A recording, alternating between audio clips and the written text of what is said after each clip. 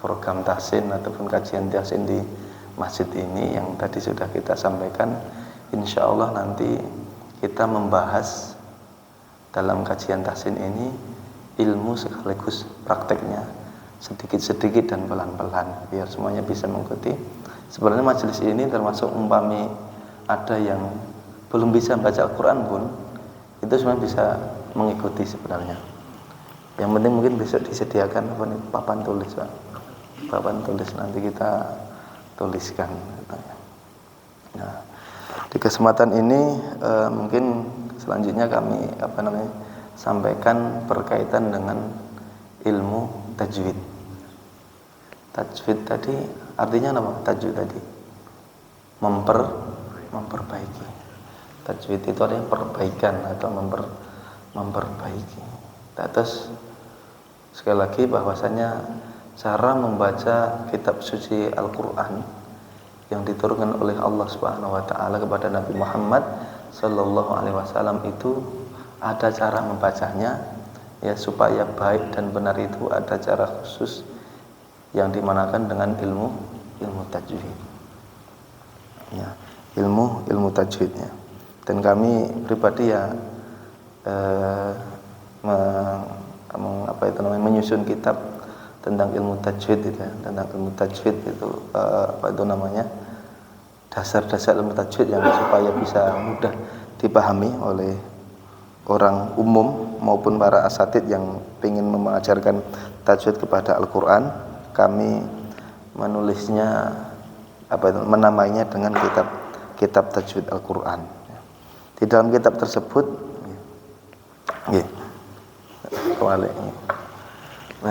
kami sampaikan secara berurutan. Maka di sini saya mengacunya pada kitab tersebut tentang tajwid. Tadi tentang pengertian tajwid itu adalah memperbaiki bacaan Al-Quran. Memperbaiki bacaan Al-Quran dengan memberikan dengan mengeluarkan setiap hurufnya dari tempat keluarnya disertai dengan sifat-sifatnya. Jadi tajwid itu memperbaiki bacaan Al-Quran. Gimana caranya?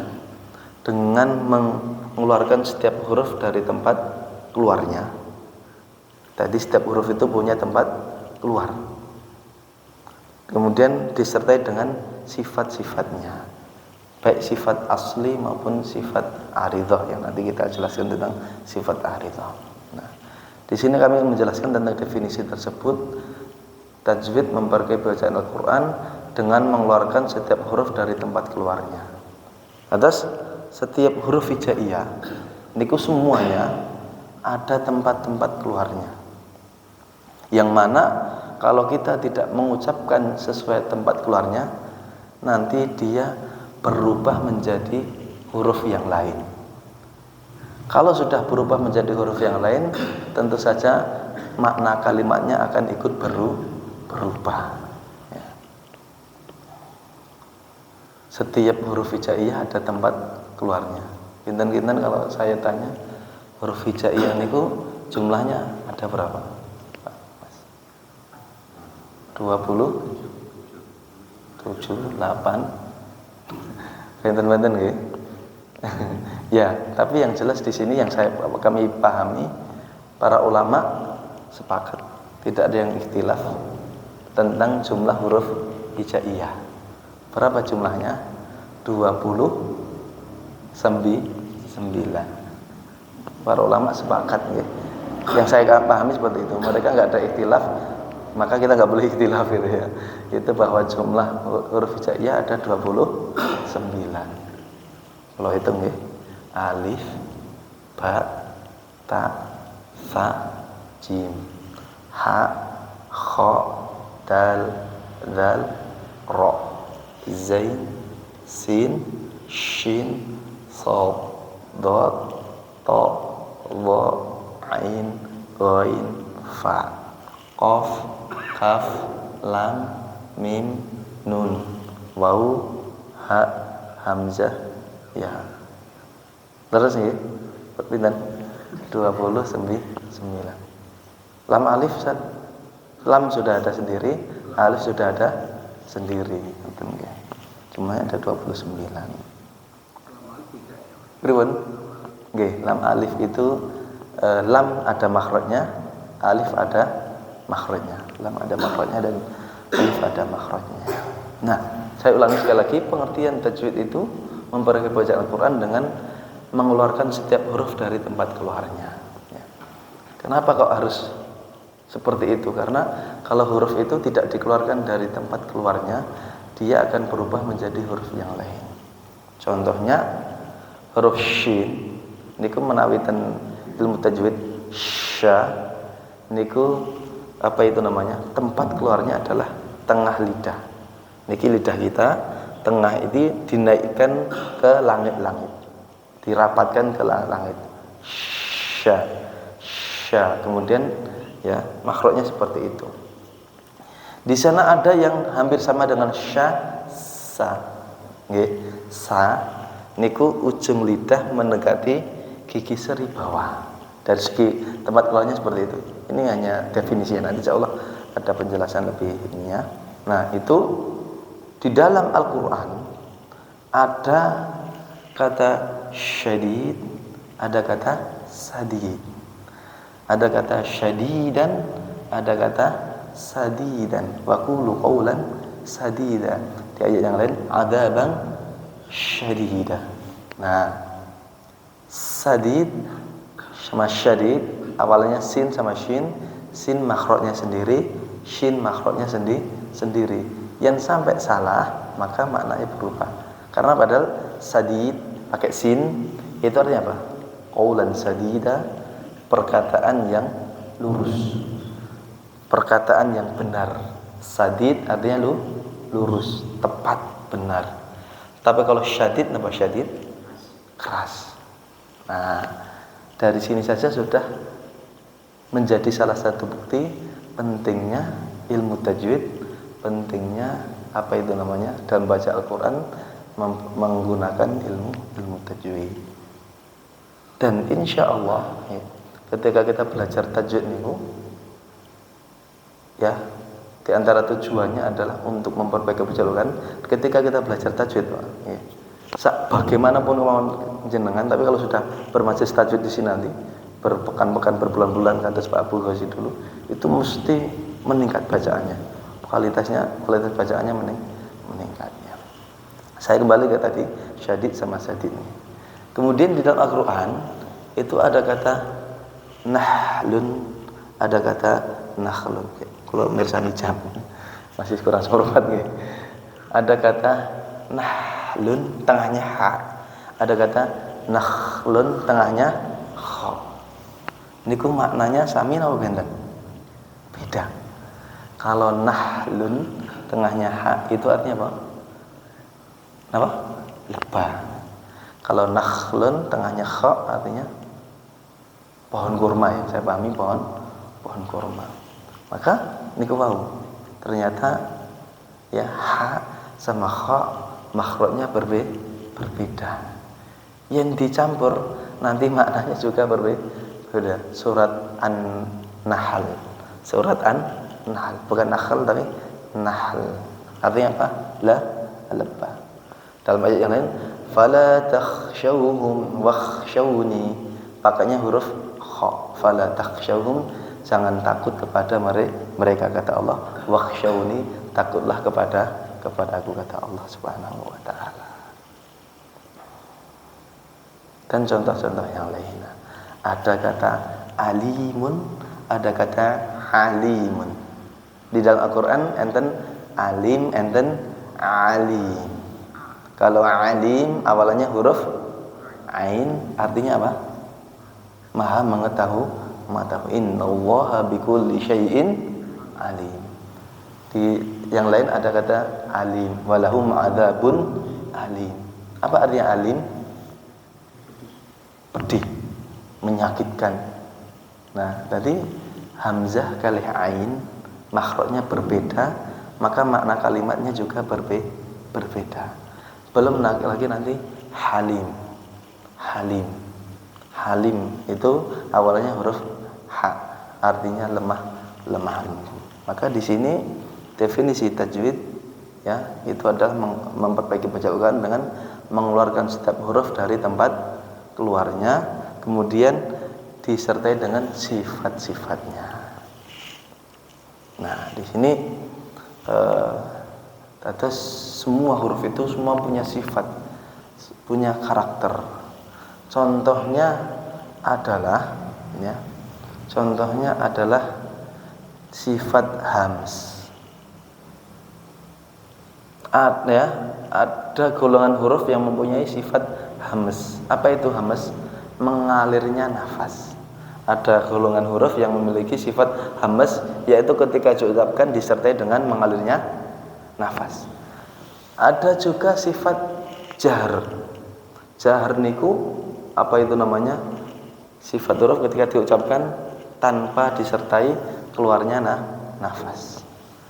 Saya kasih contoh adalah huruf jim, ja, niku sifatnya adalah jahar. Napa niku jahar? Tanpa mengalir nafas. Maka pengucapan yang tepat bukan ja, tapi ja. Saya contohkan gitu, dengan perhatikan, diikuti ja. Ya, konsentrasi nanti bareng-bareng yang kompak, ja.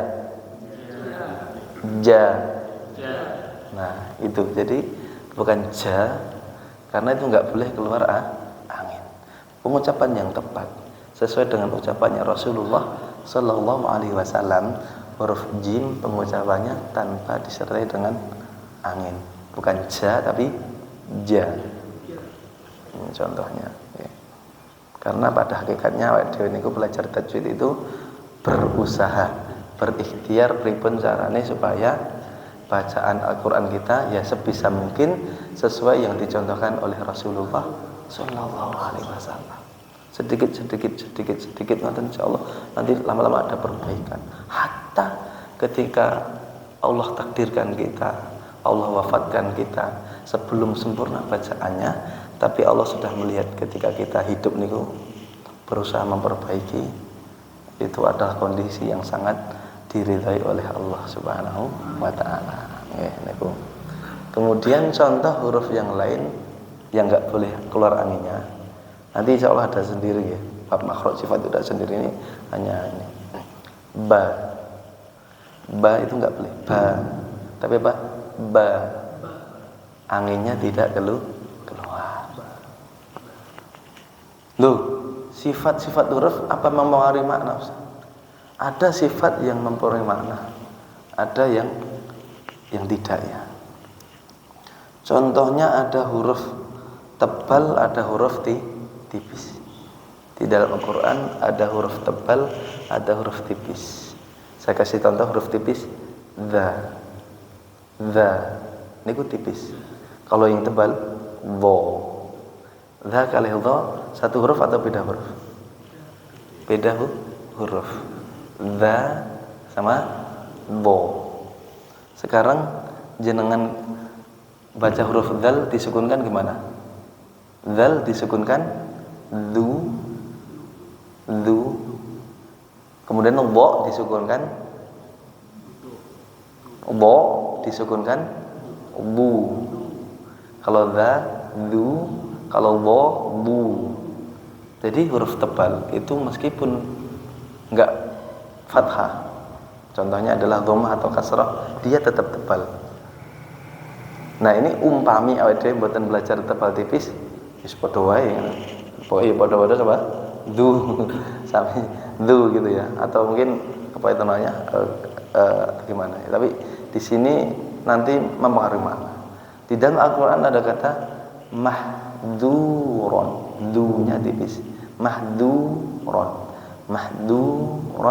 Ada kata mahburon, bu-nya tebal. Dan dua-duanya di dalam surat Al-Isra. Ya, mahduron yang pertama pakai huruf dzal tipis itu artinya diperingatkan atau diperingati. Inna dzaba rabbika kana mahdura. Sesungguhnya adabnya, siksaan Rabbmu itu sudah diperingatkan. Kemudian Ada kata mahdura pakai bu tengahnya ini nggih. Wa makana ata'u rabbika mahdura kalau salah. Dan pemberian Rabbmu tidaklah terhalangi. Allah kalau sudah ingin memberi kepada seorang hamba pasti akan diberikan dan tidak ada yang bisa menghalangi. Nah, di sini jadi contoh. Napa nih mau? Bahwa selain makhraj, sifat-sifat huruf itu juga apa itu namanya? Mempengaruhi makna kalimat di antara sifat itu. Contohnya mahduron, dunya tipis, makburon, dunya tebal.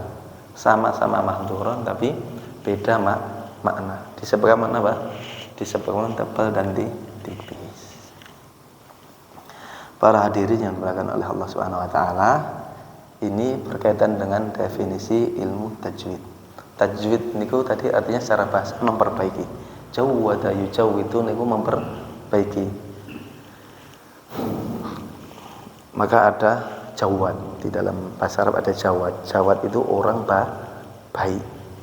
Jud itu kebaikan. Kebaikan yang diberikan oleh seseorang itu namanya jud gitu ya, jud. Nah, di sini apa itu namanya? Definisi secara ini ya, istilahnya tadi adalah memperbaiki bacaan Al-Qur'an dengan cara gimana? Mengeluarkan setiap huruf dari tempat keluarnya disertai dengan sifat-sifatnya. Sampai sini dulu ada yang tanyakan? Tinggal 7 menit. Belum ada praktek Pak ya. Baru perkenalan dulu nggak apa-apa ya. Maksudnya saya itu kasih prolog tentang apa itu namanya, bahwasanya itu suatu yang kita butuhkan. Yang kedua Pak, para hadirin, yang kedua itu kabar gembira dari Allah Subhanahu wa taala bahwa memperbaiki bacaan Al-Qur'an itu dikabarkan oleh Allah adalah sesuatu yang sudah dimudahkan oleh Allah. Memperbaiki bacaan Al-Qur'an itu adalah sesuatu yang sudah dimudahkan oleh Allah Subhanahu wa taala. Di dalam surat Al-Qamar ayatnya adalah walaqad yassarnal qur'ana lidzikri fahal min muddakir. Dan sungguh benar-benar sudah ada la tambah qad. Niku la niku sungguh tenanan, qad niku benar-benar juga sama-sama tenanan. Janji Allah, kabar dari Allah adalah yassarnal qur'an, kami mudahkan Al-Qur'an lidzikri sebagai peringatan, fahal min muddakir, adakah orang yang dapat mengambil pelajaran. Al-Alamah As-Sa'di rahimahullah ta'ala ketika beliau menjelaskan dalam kitab tafsir beliau tentang yassarna, kami mudahkan oleh Allah Subhanahu wa taala, bentuk kemudahannya adalah ai yassarna wa sahalna hadzal Qur'anal Karim alfadhahu lil hifdzi wal adai. Lafaz-lafaz Al-Qur'an niku 30 juz niku mudah dihafalkan dan mudah dibaca dengan baik dan benar. Kami jadikan mudah, yasarna itu kami mudah, jadikan mudah. Al-Quran itu lafaz-lafaznya itu mudah dihafal dan mudah dibaca dengan baik dan benar. Wa ma'aniyahu lil ilmi wal fahmi, dan makna Al-Quran itu mudah dipelajari dan mudah dipahami. Itu janji dari Allah Subhanahu wa taala, kabar gembira dari Allah Subhanahu wa taala. Maka kalau contohnya ya hafalan ya, kalau kami mengalami pribadi ya, alhamdulillah menyelesaikan Al-Qur'an 30 juz itu enggak cuma ngafal tok ya, ziyadah tok enggak, tapi sekaligus kami murojaah diujikan karena memang kami fokusnya mboten kerja mboten apa-apa namanya untuk hafal Quran dalam waktu 2 tahun itu. Tapi itu menjadi salah satu bukti dari zaman dulu sampai sekarang itu senantiasa ada orang yang apa itu namanya bisa hafal Al-Quran 30 juz. Tinggal sering ulang. Contohnya adalah jenengan surah Al-Fatihah mesti standar melodok nih. Kenapa kok bisa ini? Karena dari sejak kecil sampai sekarang diulang. Atau ayat yang lain, ya ayyuhalladzina amanu kutiba alaikumusiyam. Hafal napa mboten? Hafal. Kenapa?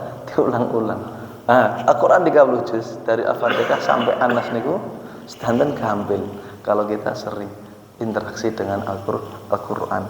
Hatta ayat-ayat yang jarang dengan jangan dengarkan, tapi kalau sering dengar, saling baca, saling ulang-ulang, mesti hafal. وَبَدَّلْنَاهُمْ بِجَنَّتَيْهِمْ جَنَّتَيْنِ ذَوَاتَيْ أُكُلٍ خَمْطٍ وَأَثْلٍ وَشَيْءٍ مِّن صِدْرٍ قَلِيلٍ. Sering dengar ayat ini mboten? Jarang nggih? Jarang napa sering? Jarang. Tapi itu menawi ada ulang-ulang mesti hafal. Maka di antara kunci apa itu namanya menghafal itu betah dalam mengulang-ulang. Itu yang pertama tentang fahmi, tentang hifdzi wal adai. Wal ada itu bukan sekedar membaca dengan baik dan benar. Insya Allah bisa, sedikit demi sedikit bisa. Salah satu buktinya gini Pak Bugos itu ikut saya dah berapa tahun di Sriwidari sana tuh. Dulu nggih sih, kerutal-kerutal. Enggak apa-apa ya saya ceritakan nggih. Tapi sekarang alhamdulillah peningkatannya luar biasa. Enggak cuma beliau dok. Sana orang-orang tua yang ikut ngaji sama saya itu, masya Allah peningkatannya luar biasa. Ini cuma gini, seneng ngikuti prosesnya. Buatan buru-buru segera bisa, kok yang buru-buru segera bisa nanti kok raiso-iso nanti apa itu namanya bukan mutung ya, cuma terus anyel gitu. Maka harus seneng ngikuti prosesnya sedikit demi sedikit.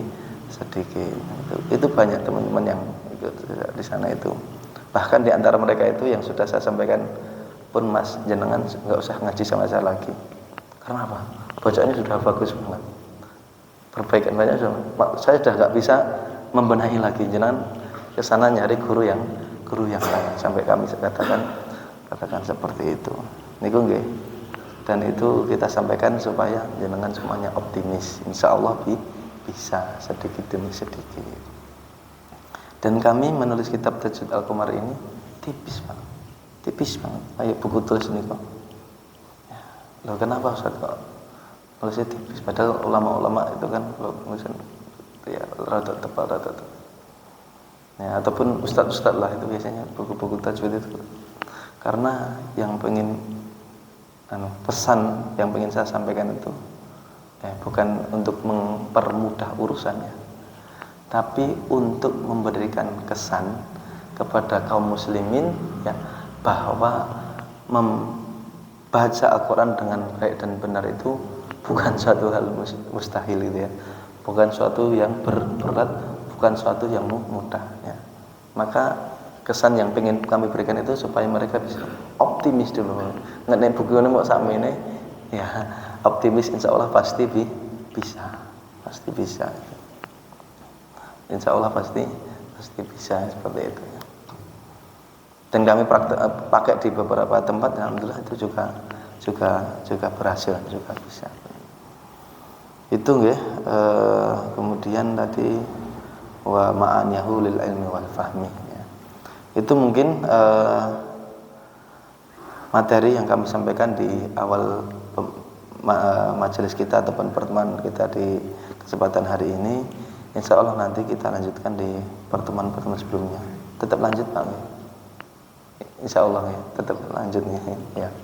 Itu nanti barangkali di kesempatan selanjutnya kalau yang sudah hadir ya semoga bisa istiqomah, bisa ngajak yang lainnya. Insya Allah apa yang kita sampaikan di malam hari ini bisa ditularkan kepada yang lainnya. Insya Allah jenengan ngajak satu orang itu bernilai pahala yang sangat besar di sisi Allah Subhanahu wa ta'ala, apalagi yang diajak ya, banyak itu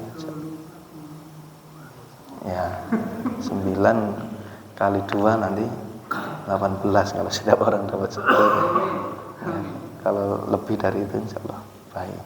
Dan niku insya Allah materi kita bahkan belum bisa baca Quran pun insya Allah bisa mengikuti. Yang penting nanti disediakan apa itu namanya papan tulis, karena nanti kita di awal ini belajarnya per huruf dulu, bukan langsung per kalimat ayat, enggak, tapi per huruf dulu. Setiap huruf itu gimana sih pengucapan yang baik dan benar menurut yang dicontohkan oleh Rasulullah, Sallallahu Alaihi Wasallam. Ini untuk pemula pun cocok, untuk yang sudah bisa baca Quran lancar supaya lebih sahih lagi bacaannya pun juga insya Allah juga cocok seperti itu. Mbak Maulin niku sebelum kita akhiri kalau ada yang ingin ditanyakan kami persilahkan. Nggih. Itu nanti gimana? Teori dulu baru praktek atau langsung combine gitu? Waktunya ba'da Isya, Pak. Ba'da Isya atau ba'da Maghrib? Ba'da Isya sampai jam kurang lebih 8 atau 8 lebih sedikit. Iya, seperti itu. Iya. Iya. Itu nanti kita belajar ini. Kenapa kok saya butuhkan? Nanti soalnya setiap huruf itu nanti saya contohkan kalimat di dalam Al-Qur'an sekalian gitu. Contohnya tadi kha, khi, khu, bakh kita contohkan, kemudian dalam Quran dia ada nakhlun, ada kata khosyiyah dan lain sebagainya. Seperti itu. Nah, ketika kita seperti ini, itu nanti sekaligus langsung prakteknya. Kita belajar teori enggak sekaligus prakteknya. Apa nih untuk talakinya? Yaitu apa yang surat Al-Fatihah untuk itu. khusus itu Ya. ada. Baik. Kalau yang tadi sebenarnya sudah sekaligus talaki sebenarnya. Contohnya ya. Saya contohkan, jangan dengarkan, kemudian dengarkan. Lam yalid wa lam yulad. Coba jangan. Lam yalid wa lam yulad. Ini contoh kalimat yang saya munculkan ketika saya jelaskan tentang huruf dal. Dal nggak boleh ada anginnya, nggak boleh da dan lain sebagainya. Kita contohkan secara teori. Kemudian prakteknya saya baca, para hadirin menirukan, termasuk dalam Al-Quran seperti apa kita contohkan. Ini termasuk talaki sebenarnya. Termasuk talaki. Nggak satu-satu, Ustaz? Ya. Nggak satu-satu. Paling bagus sebenarnya satu-satu, cuma nanti lihat ini ya, lihat kondisi dan juga waktunya. Tapi kalau satu persatu juga bagus. Jadi kan lebih personal. Oh, salahnya apa, nanti latihannya apa gitu. Misalnya Yeah. yang kurang huruf la-nya. Yeah. Kemudian sampai rumah naik motor gitu kan. Nah, itu bagus ya. Itu bagus. Cuma kan yang saya katakan nggak semua jamaah siap untuk diajak. Tapi kalau siap, sepakat siap, insya Allah nggak masalah. Kalau kami di sana gitu, Mbak, yang mbah-mbah yang apa semuanya sak isoi, yang penting muni gitu, insya Allah nanti sedikit demi sedikit ada perbaikan gitu. Gitu Pak. Buku pegangan enggak? Sebenarnya ada Pak, cuman nggak saya bawa. Kalau ada nanti kita selanjutnya nggak apa-apa. Kan bukunya udah jadi atau Sudah ada, sudah jadi, sudah ada. Boleh apa nggak ada? Nah itu justru ketika ada itunya lebih bagus lagi. Jenengan kan bisa ini. Satunya berapa? Satunya biasanya kalau di luar itu 15, cuman kalau untuk jamaah biasanya cuma 10.000. Kita belilah 20 ya? 20 ya? 20 lah kan? Ya, insya Allah nanti kita bawakan di pertemuan selanjutnya. Sudah jam 8 lebih 4 menit. Kita akhiri dengan doa kafaratul majelis. Subhanakallahumma bihamdika asyhadu an la ilaha illa anta astaghfiruka wa atubu ilaik. Dari kami mohon maaf bila ada kesalahan. Semoga ilmu yang kita pelajari menjadi ilmu yang bermanfaat dan barokah fid dunya wal akhirah. Akhiru da'wan alhamdulillahirabbil alamin. Wassalamualaikum warahmatullahi wabarakatuh. Waalaikumsalam.